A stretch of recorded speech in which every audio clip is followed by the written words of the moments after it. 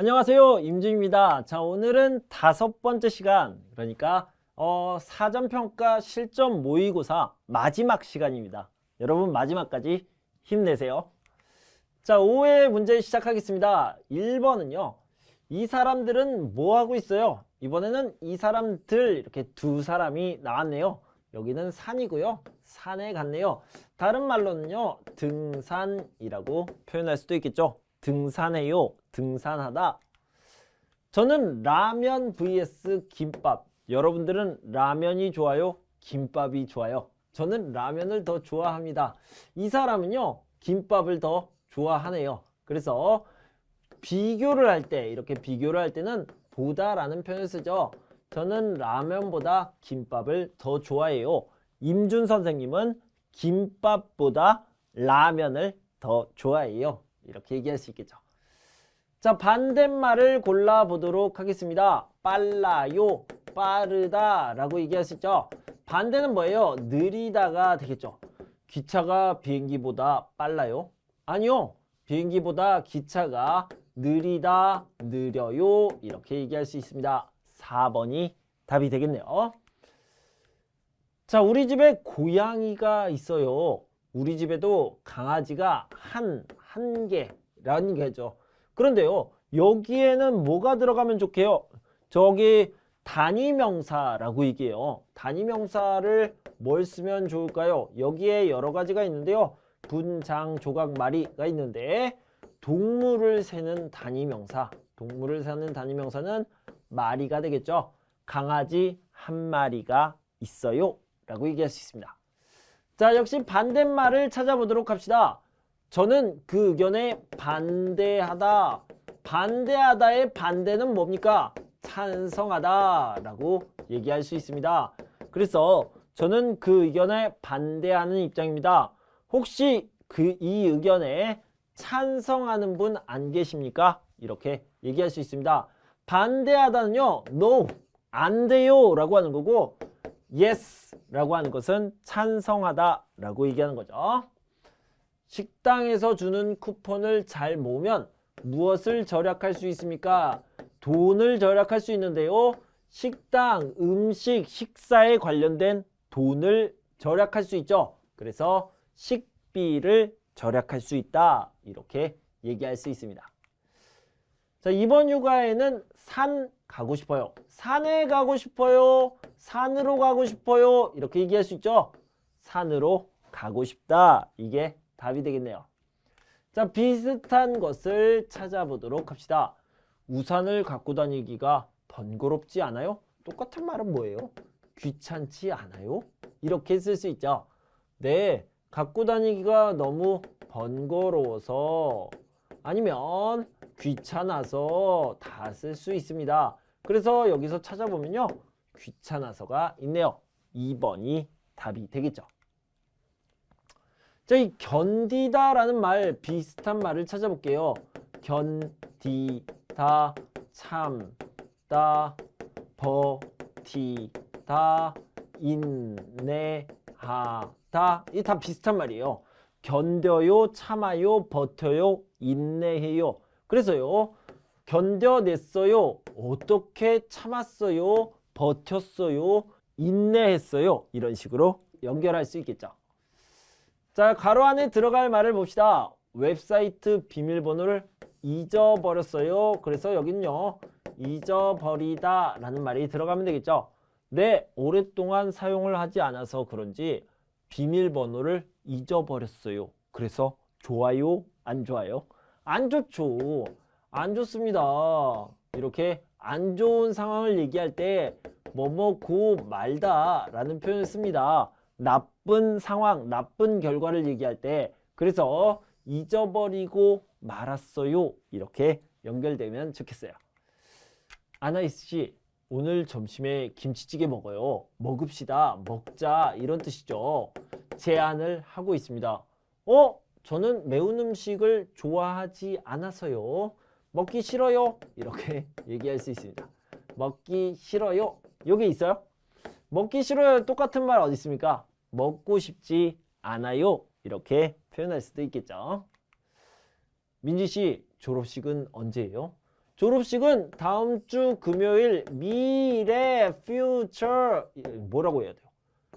다음 주 금요일에 할 거예요. 미래를 나타내는 표현을 찾으시면 되겠죠. 연말 공연은 예매했어요? 네. 그 연말 공연은 굉장히 인기가 많아요. 사람들이 너무 좋아해요. 그래서요.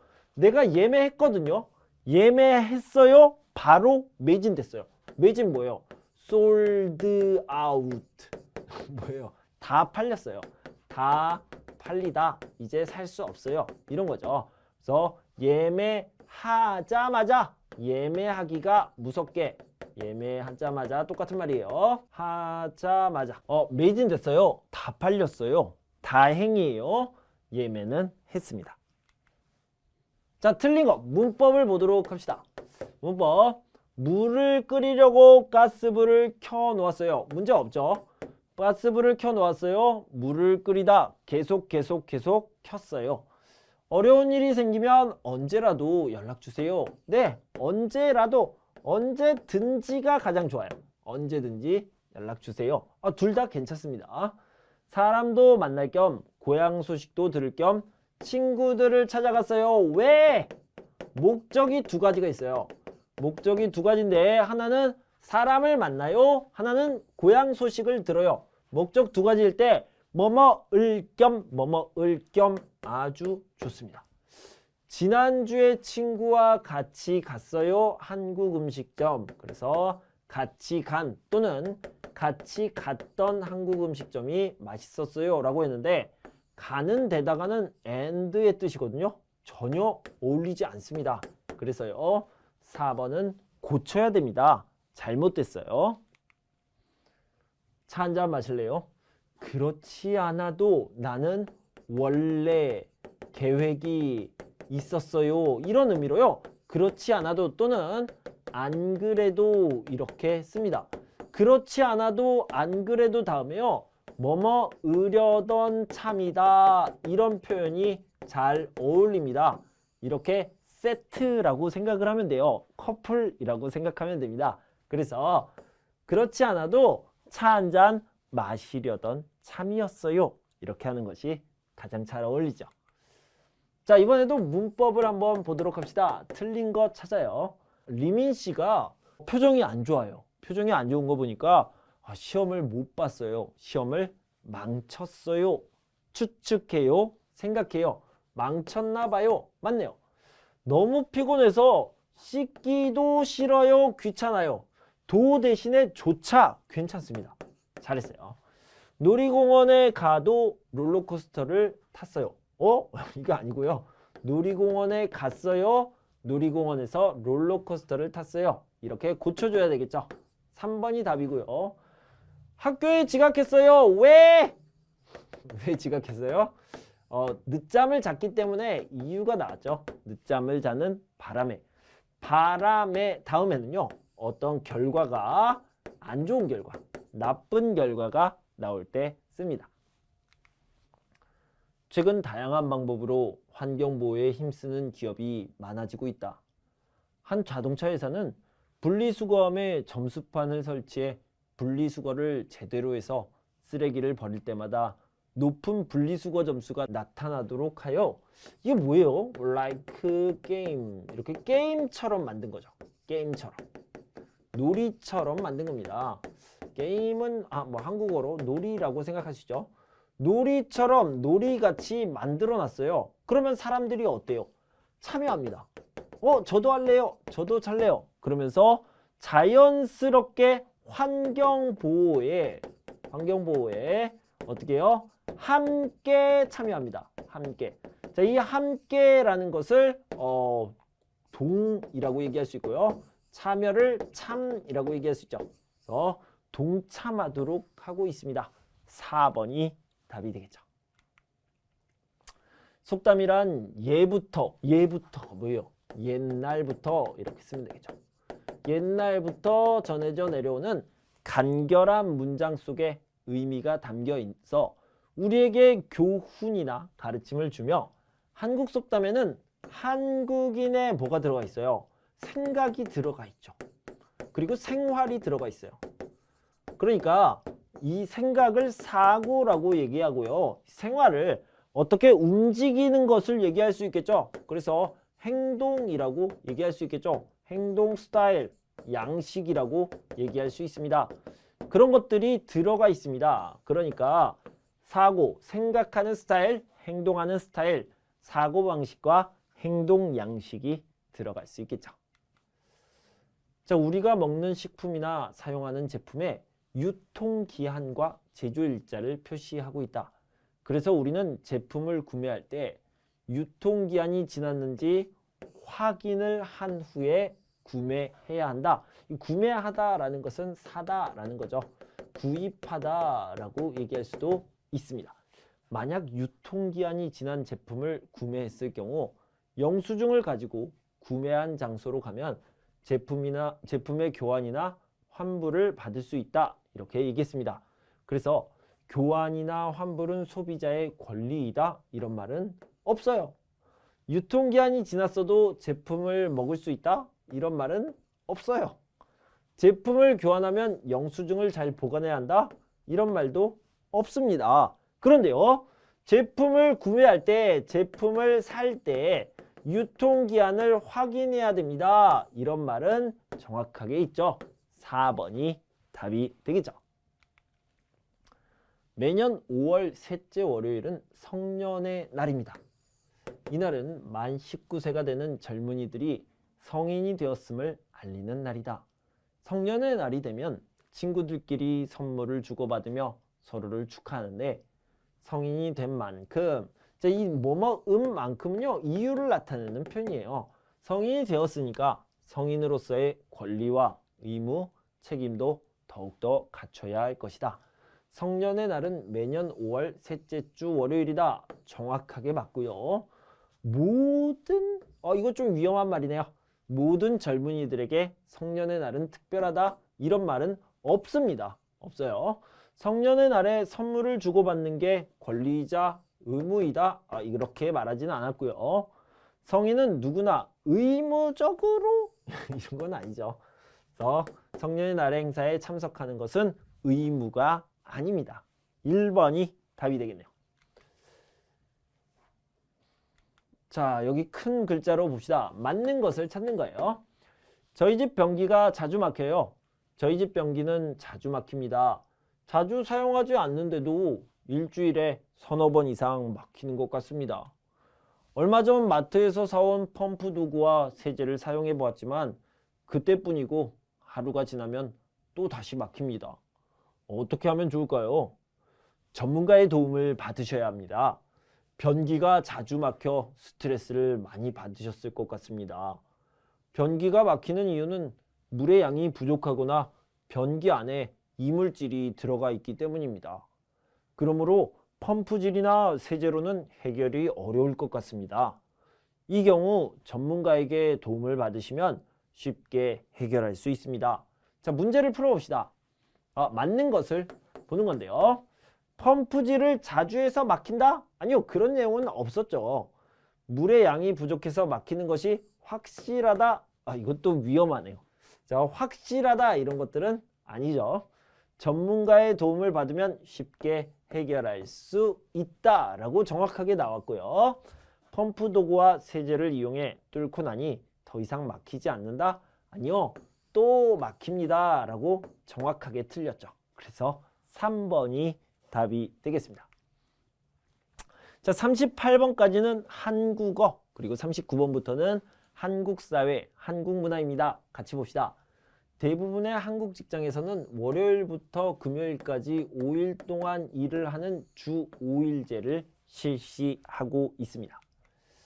나라마다 그 나라를 대표하는 국가가 있죠. 이 국가라는 것은 나라라는 뜻이 아니고요. 나라의 노래를 얘기하는 거예요. 나라의 노래를 얘기하는데 한국에는 어떤 노래가 있습니까? 애국가라는 나라가 있습니다. 이 가라는 것은 노래를 이야기하는 거예요. 이 국이라는 것은 나라를 이야기하는 거고요. 애라는 것은 사랑한다라는 뜻입니다. 나라를 사랑하는 노래, 이것이 애국가의 뜻입니다. 대중교통 이용을 장려하는 제도로 추천한다라고 생각해 볼까요? 자, 이렇게 하세요, 이렇게 해주세요, 부탁하고 추천하는 거, 이것을 장려라고 할 수 있습니다. 그런데 이것이 아닌 것을 찾는 거예요. 환승 할인, 대중교통 이용하세요, 싸요, 이렇게 맞죠? 버스 전용차로 제도, 대중교통 이용하세요, 안 막혀요, 빨리 가요, 맞죠? 지하철 도착 안내 서비스, 대중교통 이용하세요, 편리해요, 맞습니다. 그런데요, 거주자 우선 주차 제도라는 것은 개인 자동차를 사용할 때 표현한 것, 편리한 거죠. 그래서 3번이 답이 되겠습니다. 무엇은 생활이 어려운 사람들의 생활 수준을 보장해주고 생활비와 의료비를 지원해주는 제도이다.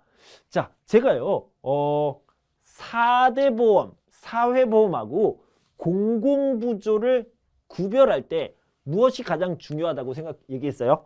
자, 가장 중요한 건요. 자, 사회보험이라고 합시다.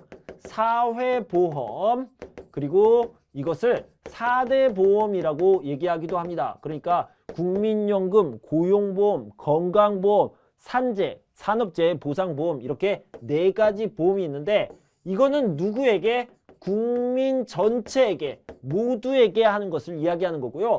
공공부조가 상대적인 것이 있는데 이 공공부조는 어려운 사람, 돈이 없는 사람, 가난한 사람에게 도움을 준다라고 얘기했습니다. 여기에는 생활이 어려운 사람을 도와준다라고 얘기했습니다. 그래서 공공부조가 들어가게 되겠죠. 사람과 사람 사이에 무엇을 주고받을지에 대해 약속하는 것, 이것을요, 다른 말로 하면 계약이라고 이야기합니다. 그래서 어떤 것을 약속할 때 계약서를 작성하죠. 계약서를 쓰다 또는 작성하다, 이런 말을 듣게 됩니다. 이것은 바로 약속을 할 때 쓰는 것을 이야기하는 거죠. 법을 통해 분쟁을 해결하고 권리를 보호하는 대표적인 방법을요, 보통 사람들은 재판, 법원에서 하는 재판을 이야기하는데 이 재판이라는 말보다는 소송이라는 말을 여러분들이 알아두시면 좋을 것 같습니다. 그래서 소송이라고 하죠. 자, 국가인권위원회의 역할로 옳은 것, 맞는 것을 찾아보도록 합시다. 독립된 기관이며 이민자를 위한 전문기관이다. 이 독립된 기관 맞습니다. 맞고요. 이민자를 위한 전문기관은 아닙니다. 그래서 아니에요. 국가인권위원회는 소송을 통한 재판을 담당한다라고 했는데 소송을 통한 재판을 담당하는 기관을요, 법원이라고 얘기하죠. 재판, 소송을 하는 곳이죠. 국민들의 범죄 사건에 대한 수사를 진행하는 곳이다. 여기는 뭐예요? 여기는 검찰이라고 얘기합니다. 수사를 하죠. 조사를 하고 범인을 찾는 기관이에요. 자, 다음에 인권 침해에 대한 상담, 조사, 구제 역할을 하는 곳이 바로 국가인권위원회다. 4번이 답이 되겠습니다. 한국의 선거에 대해서 간단하게 알아보도록 하겠습니다. 자, 이 정치에 사람들이 많이 참여합니까? 사람들이 직접적으로 참여하는 경우는요, 많지는 않습니다. 그런데요, 몇 년에 한 번씩 모든 국민들이 직접적으로 참여하는 방법이 있는데요. 그것이 바로 선거죠.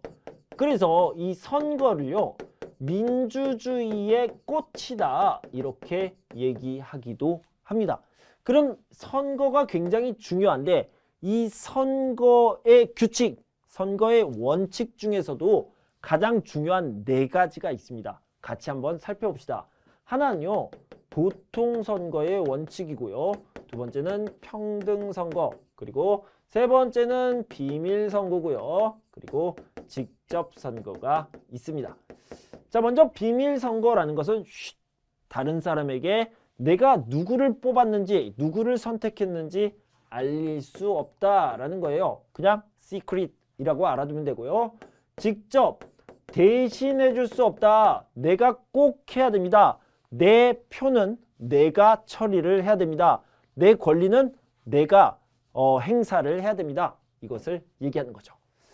자, 보통이라는 것은 어떤 사람은 투표하고 어떤 사람은 안 해요. 뭐 이런 것들이 아니고요. 모두 다 yes, 모두 다 할 수 있습니다. 예를 들어서 남자는 할 수 있어요? 여자는 할 수 없어요? 아니에요. 남자, 여자 다 할 수 있습니다. 예를 들어서 공무원은 할 수 있어요? 회사원은 할 수 없어요? 아니에요. 모두 다 공무원도 회사원도 자영업자도 모두 다 할 수 있습니다. 모두 다 할 수 있는 것이 everyone 이렇게 할 수 있는 것이 보통 선거고요. 자, 평등은 뭐냐면 모두 다 한 표씩 하는 겁니다. 예를 들어서 나는 빌딩이 있어요. 빌딩이 있는 부자예요. 그러니까 나는 10표 주세요. 나는 가난해요. 하지만 나는 대학교 교수예요. 그러니까 2표 주세요. 나는 정치인입니다. 15표 주세요. 이런 거 없어요. 모든 사람이 다 한 표 한 표를 갖는 것. 이것을 평등선거라고 얘기하죠.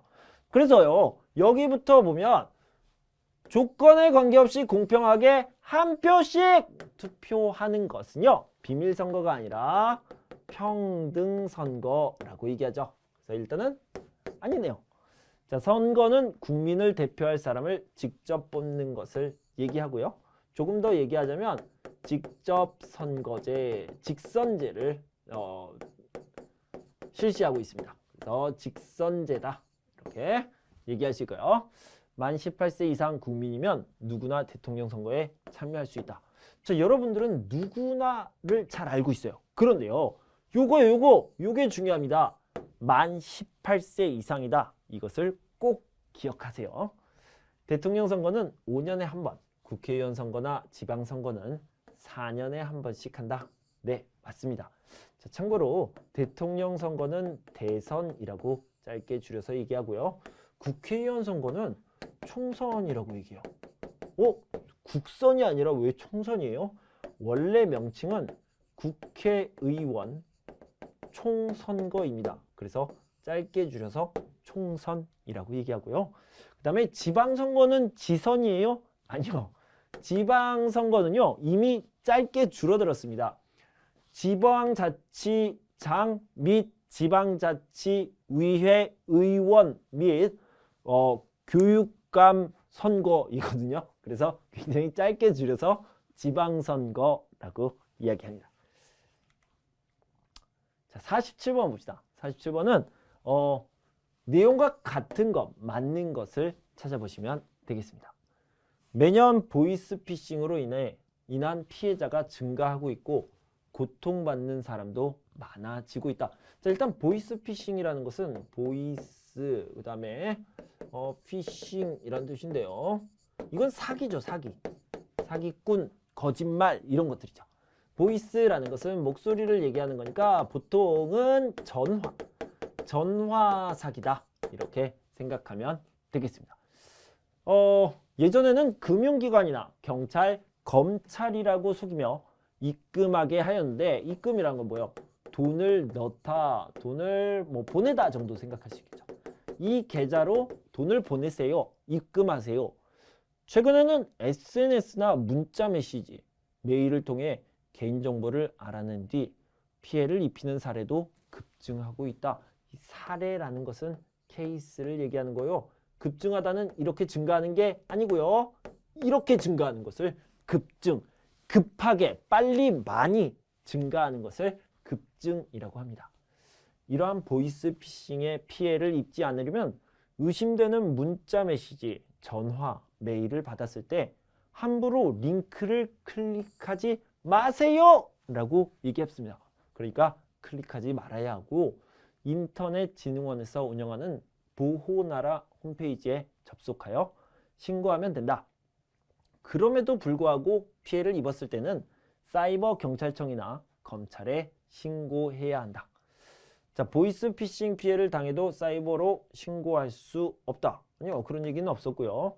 사이버 경찰청과 검찰의 노력으로 보이스피싱이 줄어들고 있다.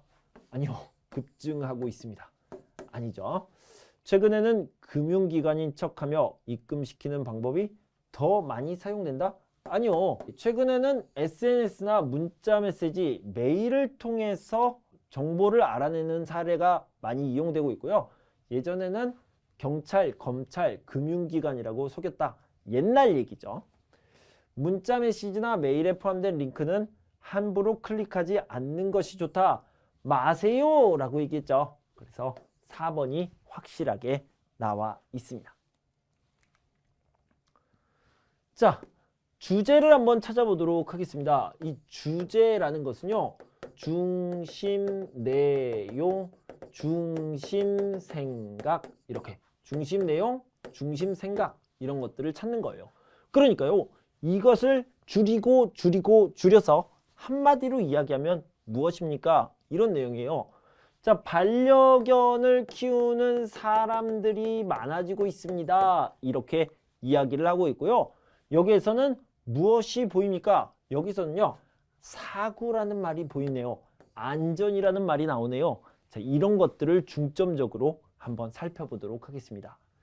최근 반려견을 키우는 인구가 증가함과 동시에 반려견에게 물리는 사고도 종종 발생하고 있다. 자주 발생하고 있다.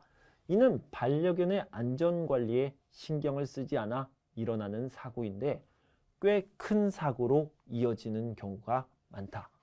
물림 사고를 예방하기 위해서는 반려견에게 목줄을 채우고 입마개로 입을 가리는 등 안전관리에 더욱 신경을 써야 한다. 또 반려견 안전관리 의무 강화를 위한 정부의 정책 마련도 시급하다, 그냥 급하다, 빨리 해야 된다 라고 생각하면 되겠습니다. 그래서 주제는 뭡니까? 반려견 때문에 사고가 납니다. 그래서 대책을 마련해야 돼요. 왜요? 안전이 중요하니까요. 이런 식으로 얘기할 수 있겠죠. 그래서 반려견에 대한 철저한 안전관리가 필요하다. 이게 가장 중요한 생각이 되겠죠. 자, 마지막으로요. 주관식 문제를 풀어보도록 하겠습니다.